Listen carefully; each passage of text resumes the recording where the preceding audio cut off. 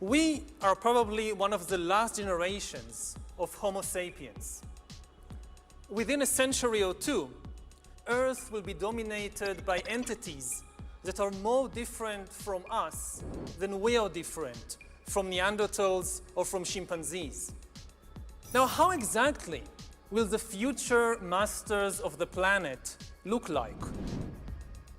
This will be decided by the people who own the data.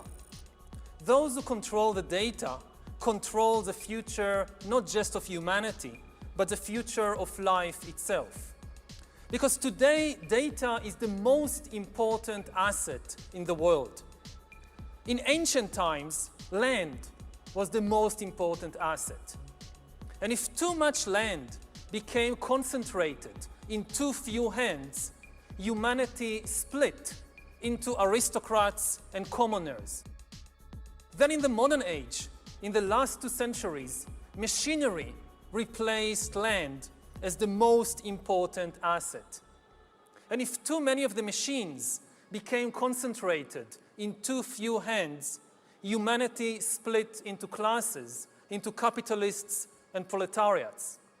Now data is replacing machinery as the most important asset. And if too much of the data becomes concentrated in too few hands, humanity will split not into classes, it will split into different species.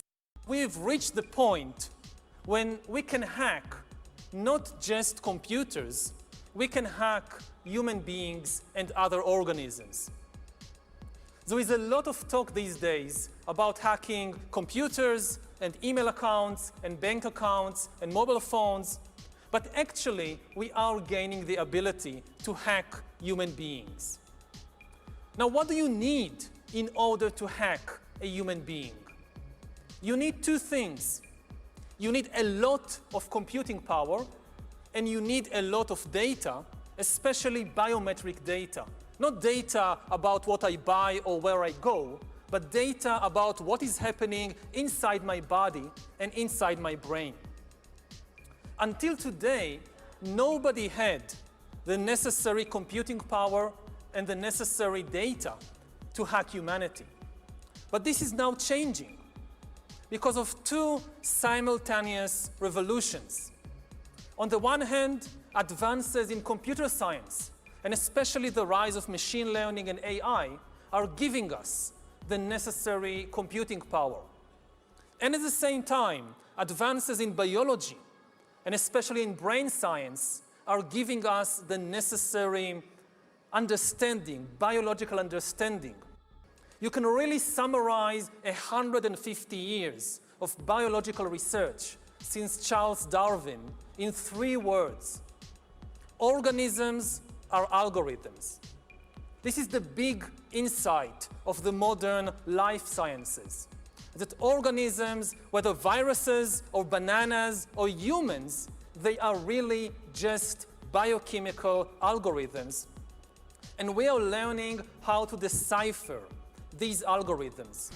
Now, when the 2 revolutions merge, when the infotech revolution merges with the biotech revolution, what you get is the ability to hack human beings.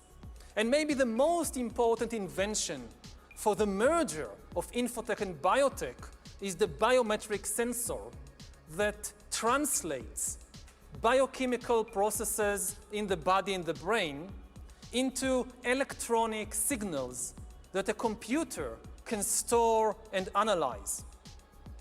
And once you have enough such biometric information and enough computing power, you can create algorithms that know me better than I know myself. And humans really don't know themselves very well. This is why algorithms have a real chance of getting to know ourselves better. We don't really know ourselves. The algorithm tracks your eye movements, your blood pressure, your brain activity, and tells you who you are.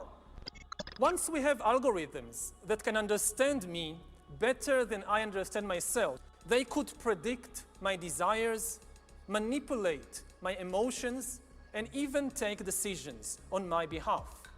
And if we are not careful, the outcome might be the rise of digital dictatorships.